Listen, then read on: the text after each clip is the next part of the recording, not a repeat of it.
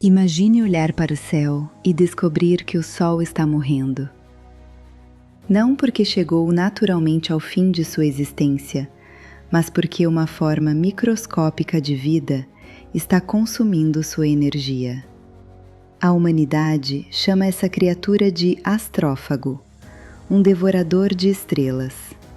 Mas talvez o verdadeiro tema de devoradores de estrelas não seja apenas uma criatura que consome sóis.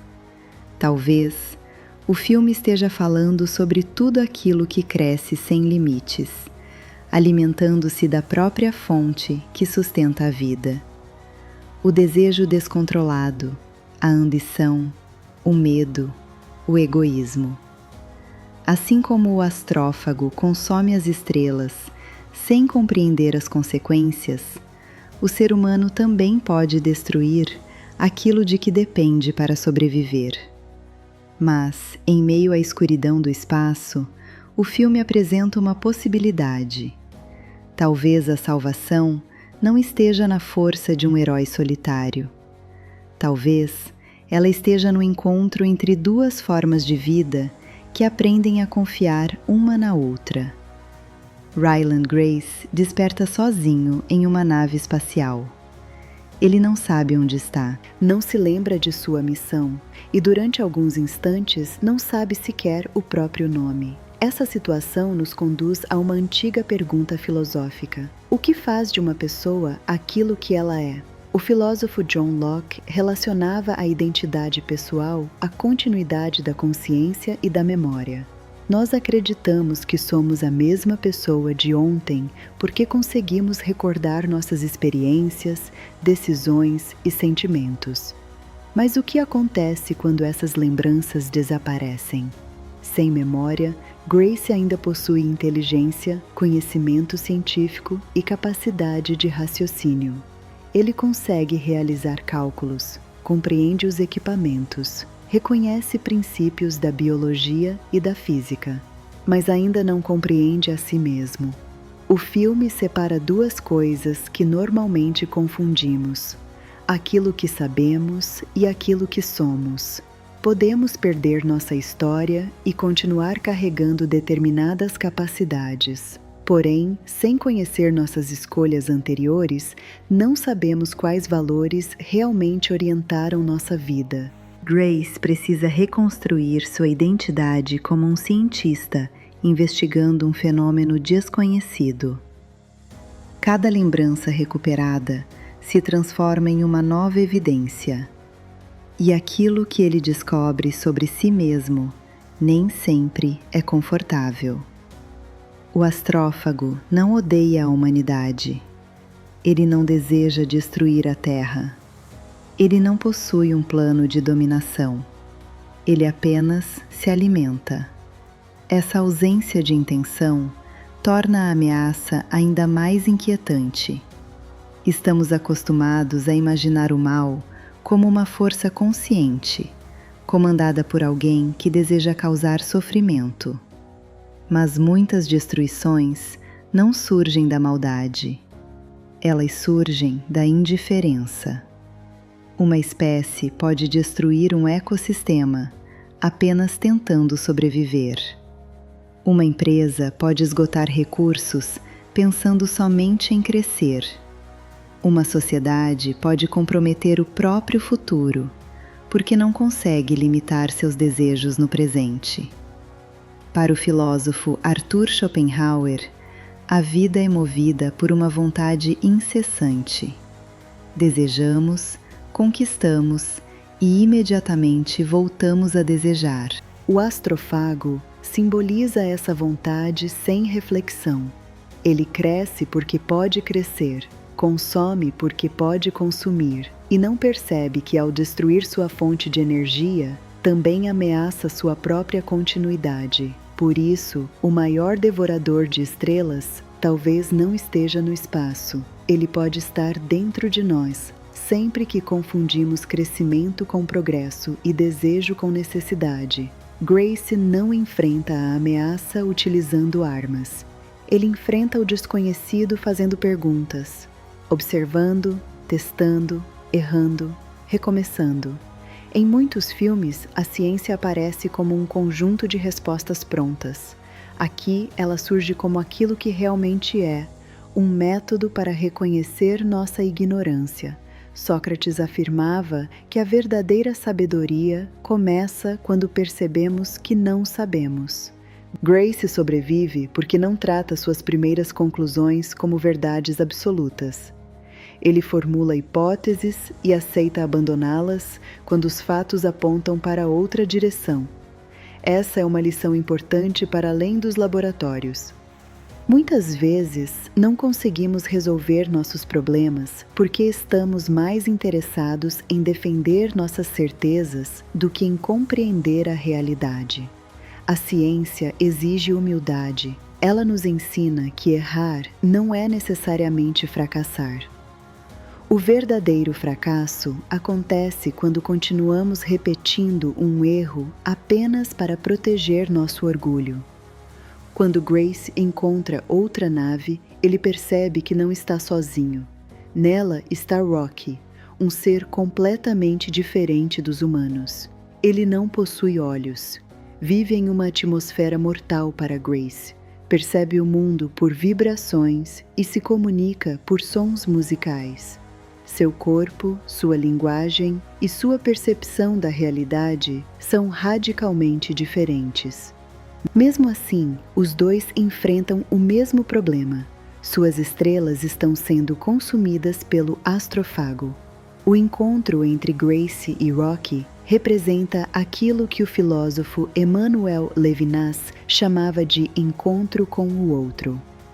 O outro não é apenas alguém semelhante a nós. É aquele cuja existência desafia nossas certezas e não pode ser reduzida às nossas categorias. Grace poderia olhar para Rocky e enxergar apenas uma ameaça. Poderia tratá-lo como objeto de estudo. Poderia tentar dominá-lo, mas escolhe se comunicar. Aos poucos, os dois constroem uma linguagem comum utilizando números, objetos, gestos e sons. Antes de compreenderem as palavras um do outro, eles aprendem a reconhecer intenções. Descobrem que, por trás de corpos completamente diferentes, existem medo, curiosidade, inteligência, humor e preocupação. Para Martin Buber, existem duas formas fundamentais de relacionamento. Na relação eu-isso, tratamos o outro como objeto ou instrumento. Na relação eu-tu, reconhecemos o outro como uma existência legítima, impossível de ser reduzida à sua utilidade. Rocky deixa de ser uma criatura alienígena e se transforma em um amigo. Essa amizade torna-se possível não porque as diferenças desaparecem, mas porque ambos aprendem a respeitá-las. À medida que sua memória retorna, Grace descobre uma verdade dolorosa. Ele não se ofereceu voluntariamente para aquela missão. Quando soube que provavelmente morreria no espaço, recusou-se a partir. Eva Stratt decidiu enviá-lo contra sua vontade, porque acreditava que o conhecimento dele era indispensável para a sobrevivência da humanidade. Essa revelação destrói a imagem tradicional do herói destemido. Grace sentiu medo, tentou fugir, escolheu a própria vida quando o mundo precisava dele. Mas será que sentir medo faz dele um covarde? Para Aristóteles, a coragem não é a ausência do medo. Quem não percebe o perigo não é necessariamente corajoso, pode ser apenas inconsequente. A verdadeira coragem surge quando reconhecemos o risco e, mesmo assim, escolhemos agir. No início, Grace é colocado na nave pela decisão de outra pessoa. Ele não escolhe o sacrifício. Por isso, sua missão ainda não representa plenamente uma atitude heróica. O verdadeiro heroísmo acontecerá mais tarde, quando nenhuma autoridade estiver presente para obrigá-lo, quando ele estiver completamente livre para escolher. Eva Stratt representa outro conflito filosófico do filme. Ela recebe autoridade global para tomar todas as decisões necessárias à sobrevivência da humanidade. Leis, fronteiras e interesses individuais tornam-se secundários. Sua lógica é utilitarista. Se uma escolha puder salvar bilhões de pessoas, o sacrifício de alguns indivíduos pode ser considerado aceitável. Mas existe um perigo nessa lógica. Quando acreditamos possuir uma causa suficientemente importante, podemos começar a justificar qualquer ação. Gracie era indispensável para a missão, mas isso dava a Strat o direito de retirar sua liberdade? O filme não oferece uma resposta simples. Sem a decisão dela, a humanidade provavelmente desapareceria. Mas, ao salvar o mundo, ela também ultrapassa limites éticos fundamentais. Devoradores de Estrelas nos lembra de que decisões urgentes podem ser necessárias, mas nunca deixam de carregar consequências morais. A necessidade explica uma escolha. Ela não apaga completamente a responsabilidade. Depois de encontrar uma forma de combater o astrofágo, Gracie finalmente pode retornar à Terra. Sua missão está praticamente concluída. Ele envia as informações e os organismos capazes de salvar o Sol por meio de sondas automáticas. Mas descobre que Rocky não conseguirá regressar ao próprio planeta. Gracie precisa escolher entre duas possibilidades: voltar para casa e reencontrar a humanidade, ou abandonar seu retorno para salvar o amigo. Desta vez, não existe Eva Strat. Não existem ordens. Não existe ninguém capaz de obrigá-lo. Gracie está livre. E é exatamente nesse momento que ele se torna o herói que todos acreditavam que ele fosse. Ele muda sua rota e parte em busca de Rocky. Ao fazer isso, não salva apenas um alienígena, salva um amigo. Mais do que isso, reconhece que a vida de um ser de outra espécie possui valor independentemente de sua utilidade para a humanidade. Gracie envia a solução para a Terra, resgata Rocky e segue para Erid, onde passa a viver em um ambiente construído especialmente para ele. O homem que inicialmente não queria morrer por bilhões de desconhecidos decide arriscar tudo por um único amigo. Isso não é uma contradição, é uma transformação. Antes, pediam que Gracie se sacrificasse por uma ideia abstrata chamada humanidade. Agora, ele escolhe agir por alguém que conhece, ama e reconhece como semelhante. A responsabilidade deixa de ser uma obrigação imposta de fora. Ela nasce dentro dele. No final, Gracie não retorna imediatamente à Terra. Ele permanece no planeta de Rocky e volta a ensinar. Mas agora, seus alunos não são crianças humanas, são jovens eridianos. O cientista enviado para salvar o mundo reencontra sua verdadeira vocação como professor. Essa conclusão revela que nossa identidade não depende apenas do lugar onde nascemos. Ela também nasce daquilo que oferecemos aos outros. Gracie encontra um novo lar porque encontra novamente um propósito.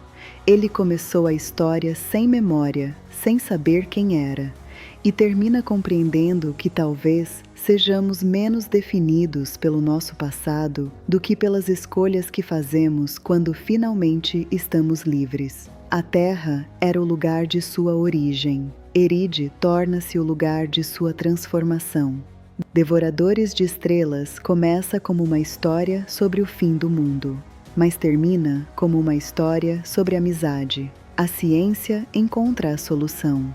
A inteligência constrói as ferramentas, mas é a capacidade de reconhecer o outro que transforma Gracie. O filme nos mostra que a humanidade não será salva apenas por aquilo que sabemos. Será salva pela maneira como escolhemos usar esse conhecimento. Talvez existam forças que devoram estrelas, mas também existem encontros capazes de iluminar a escuridão.